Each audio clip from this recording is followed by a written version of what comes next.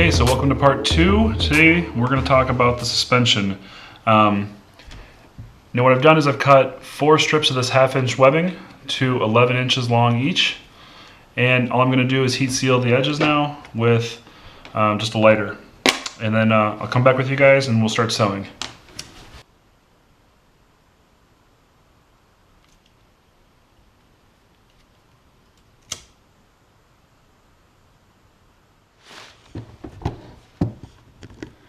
Alright, so let me show you guys what we're going to do next. First, let me show you, I've got these really cool custom pieces from Dutch. This was kind of a design that we went back and forth on, and I kind of contributed a few things, he came up with a few things, but the big thing here is we've got, this is, by the way, how our suspension is going to connect to our hammock. So we're going to run this piece of webbing through there, like that. This will get sewn onto our hammock, and I'll show you that in a second. And then this middle hole will receive the spreader bar. This hole here will have am steel going out for our suspension. And then this little antenna here actually acts as a little wedge that we can clip our underquilt into really easily. So awesome custom little bridge hardware piece that Dutch made for me. This is actually titanium. So it weighs next to nothing. I don't know the actual weight on it, but pretty cool. Alright, so the first thing I'm going to do is I'm actually going to take all 4 of these and put my webbing through. And then I just find that it's really helpful just to do one line of straight stitching through this together before we sew it to the hammock, just to keep everything aligned nice and straight. So I'm going to go ahead and do that.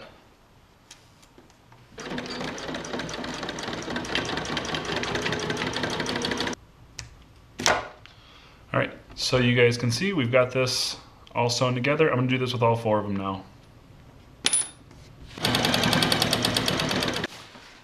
Okay, so what I'm going to do now is take my pre-sewn end piece with my hardware on it, and I'm just going to kind of line this up, and the spacing I'm going to use is not super accurate. You might be more accurate if you want, but I'm going to use about a thumb width between the end of the hardware, not even a full thumb width, about the tip of my thumb. More or less lining up the bottom of the hardware piece with the edge of the fabric here, which for me is about the tip of my thumb, and about like that. And I'm just going to go ahead and do a straight stitch box around this, and that'll just kind of lock it in place so I can do 3 bar tacks. And I'll do a bar tack at each end, and then one in the middle as well. Okay, so the next thing we're going to need to do is get the spreader bars put together. And you can see we've got, these are 0.625 aluminum spreader bars from Quest Outfitters. One side you can see has the inserts, and then the other side are left blank. We've got the corresponding tips, and we'll just slide those in. And then to lock them in place, a good couple hits, and I should probably stop because my wife's giving me a look about banging this on the kitchen table. But I'll bang this a couple times more on the floor and get this flush.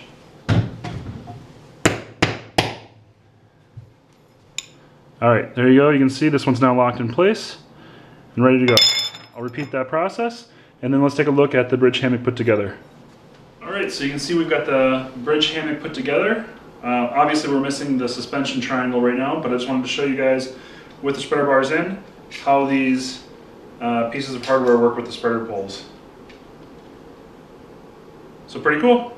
We're going to go make the suspension triangle now, and I'll show you how to do that. Alright, so what we need to do next is to make the dog bones for the suspension triangle. Now if you're unfamiliar with dog bones, what they are is pretty much just a simple line with a fixed loop at each end. I'm going to be using 7/64 am steel blue for this. I've got a spool of it here, so let's get started. The first thing we need to do is cut 4 strips to 52 inches. So I'm going to go ahead and just make 4 of these to 52 inches.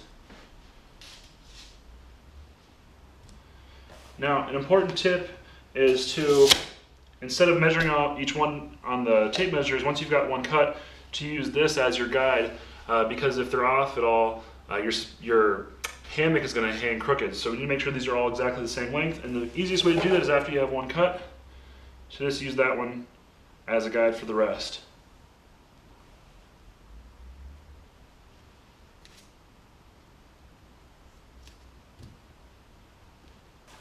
Okay, so we've got our 4 pieces cut to 52 inches.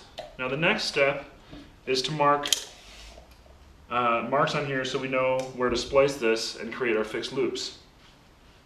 So what I'm going to do is line up my am steel on the tape measure again, and this time I'm going to mark at 6 inches in, and again at 10 inches.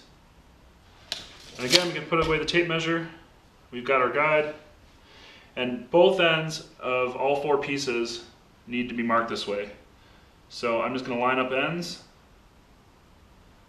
use that first one as a guide, and mark. We'll grab a new piece, match up both ends again of that piece, just so we're doing both at once. Line it up.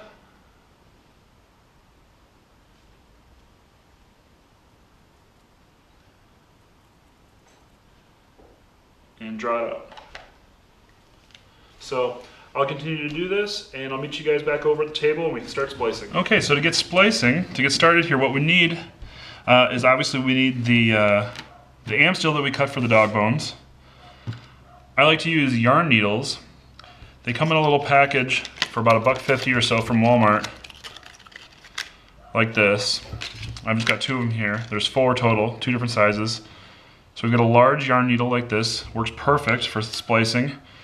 And then we also need a smaller yarn needle like this. Okay, I'll show you that in a second. We also need a pair of really sharp scissors. And lastly, funny enough, we actually need a paintbrush. Okay, well, you don't actually need a paintbrush. You need something that gets to be, I'm guessing this is about 1/4 inch in diameter, but tapers smoothly. And you'll see why we do this in a second. Another thing you can use if you have it sitting around is an end to one of the spreader bars works as well. This just works a little bit better. It's tapered a little bit more, so it's easier to work with. So if you have a paintbrush sitting around, if you've got kids like I do, works really well. So the first step here is to just go in roughly about 1 inch, maybe 3/4 of an inch from the end. And we're gonna do this on all the ends of all 4 pieces here. And just kind of push it in. Loosen up the threads of the am steel. We'll take the small yarn needle, go in here, and pull out 3 strands. And this is just going to taper the end for us so that when we go to splice, it's going to make it a little bit easier. So just pulling the strands tight now on my finger, I'm going to cut them off, and we've got our nice taper set. I'm going to go ahead and continue to do that to, like I said, all the ends of all 4 pieces of the am steel.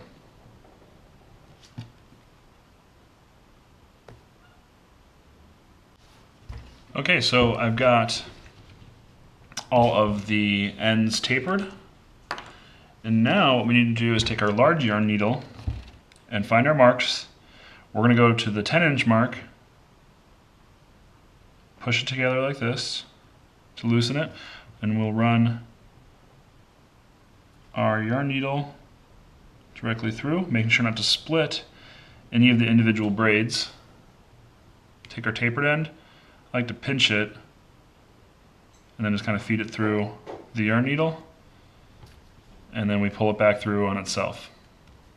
Now what you're looking for here is when you come through is that mark, that 6-inch mark, to come through, and we're actually going to stick our yarn needle back through on that mark.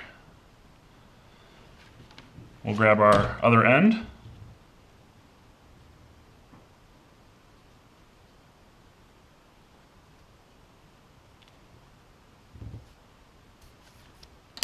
and pull that through. Ooh.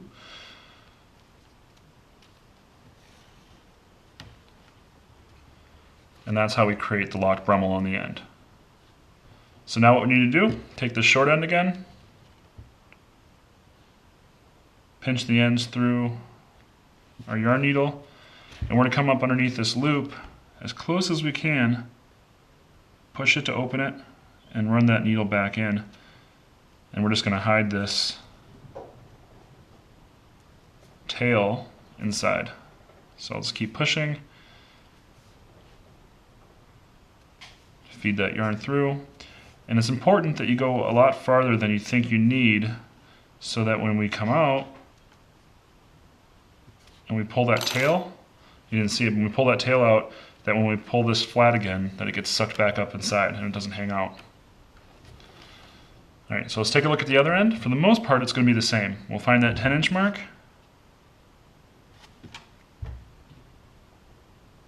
run our yarn needle through,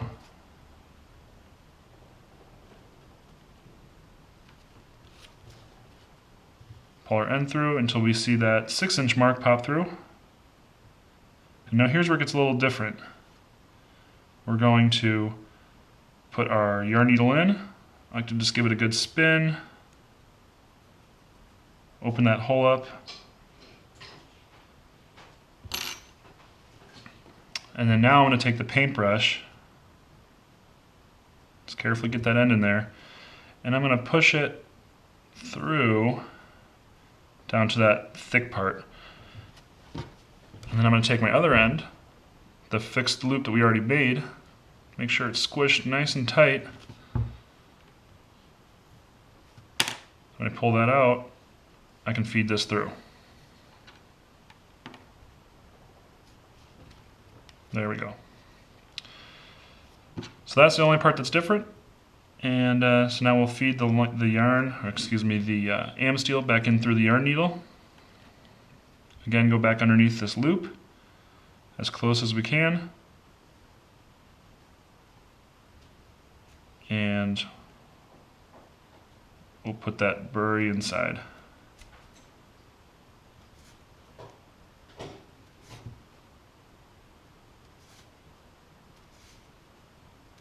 Like I said, go farther than you think you need. I'll try and show you here. When we pull that tail through, there needs to be enough material up here so that when we pull this, it hides it inside. All right, so we've got one of the dog bones done. We need to make 3 more. We'll just keep repeating that process until we're done. Okay, so we've got our dog bones done. And now, the fun part. We come to our hardware. And what we'll do, kind of pinch that, we'll run it through the end. Oops. And we'll just sort of larks head it kind of onto there. And we'll just find all 4 of these and continue to do that. If you decide not to have Dutch make you a pair of these bridge end hardware pieces,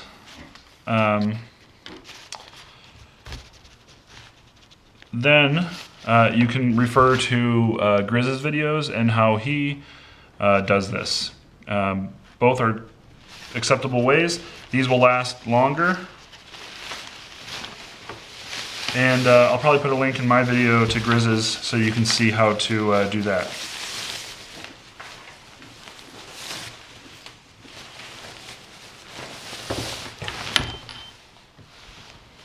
But I really recommend that you go to Dutch and you see if he'll make you a pair of these, because they are just phenomenal. So we'll take the ends, we'll match them up, and now another piece of hardware I got from Dutch for this, which again were custom made for me, are some titanium triangles. Very tiny, so no more than you actually need. And what we'll do is we'll just take these together, both ends. We'll feed it through, and then up over the top of the triangle. And we'll just get this to sit nice and flat. There we go. Pull it nice and tight, and there you have it. We'll just larks head the whoopie sling on to the other side then, and we'll be done.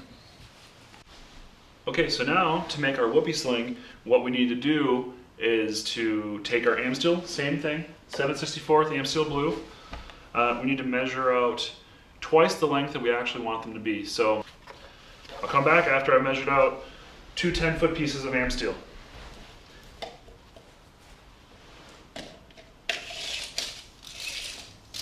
Okay, so now that we've got our am steel cut, and I want to do a little correction here. I said to take the length of whoopie sling you wanted and double it, and that was how much am steel you needed to cut.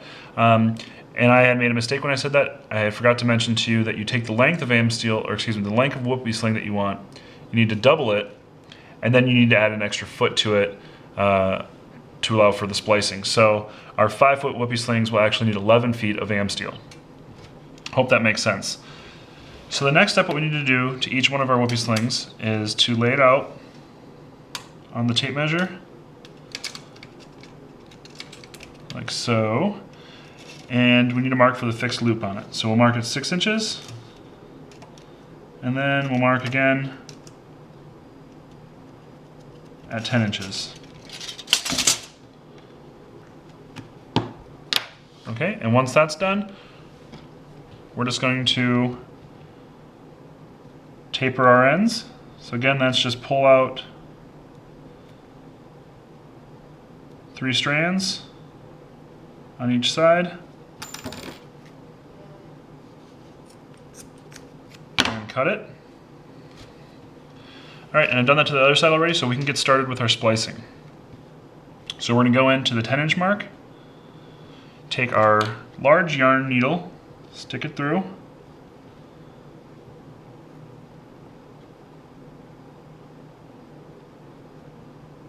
and we'll pull that back through on itself again to our 6-inch mark, which is where we'll stick the yarn needle back through again. And we're going to go to our other side, feed that in through the yarn needle, and so we're going to pull the long side through the short side. Hopefully you guys can see what I'm doing here. It's a pretty straightforward process.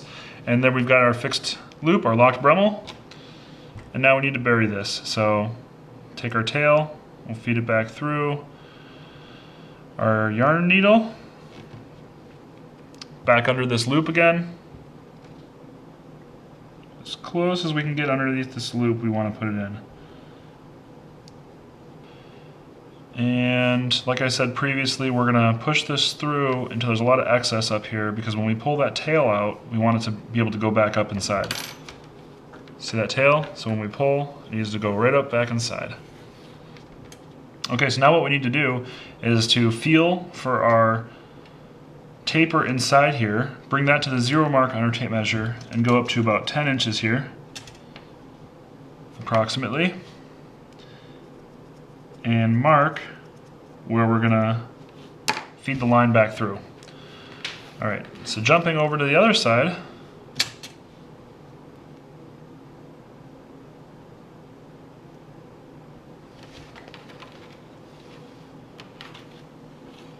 okay, so we're back to the point where we marked that 10 inches from the taper to our mark. We're gonna just open that up, and we're going to start feeding our line through. Oh, excuse me. I always do this. Let me pull this back out. Sorry about that. I always forget this little step that's really helpful. So before we actually start putting it through, I have a bag of beads here I picked up from Walmart for, again, about $1.50 or so. And we're just going to feed a single bead onto our line.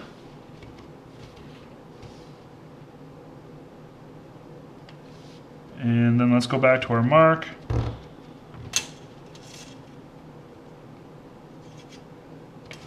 Right here.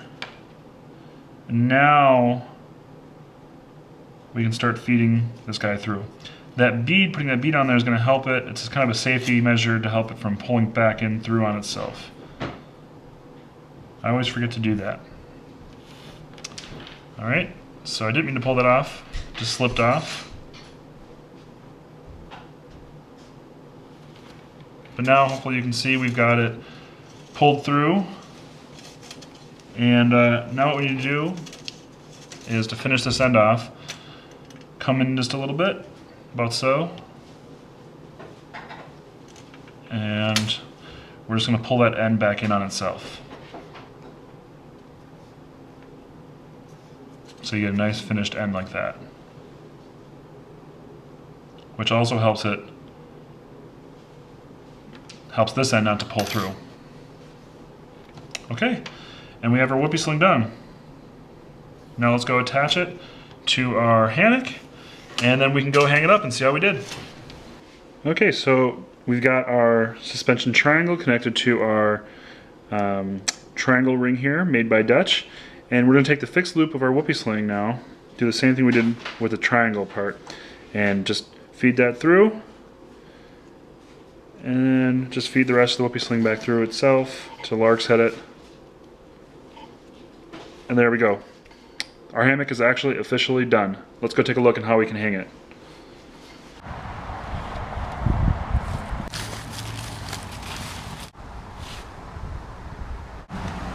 Okay, so you can see we've got the hammock put up.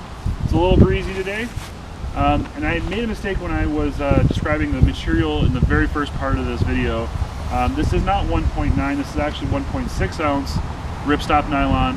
And so I'm well over the weight limit, so I brought along my lovely helper, who's behind the camera right now, who will be demonstrating the hammock for us. Okay, so we can see that my lovely assistant is in the hammock. And while we have it hung up a little low right now, it all seems to be working pretty good. Hiking Mom, do you want to lay down? And let's take a look. What do you think, Hiking Mom? Comfy. So, a little look at the bridge hammock. It was a successful build, although I recommend hanging it a little bit higher than that next time. Hopefully this video was helpful for you, and hopefully you'll be able to make a bridge hammock now.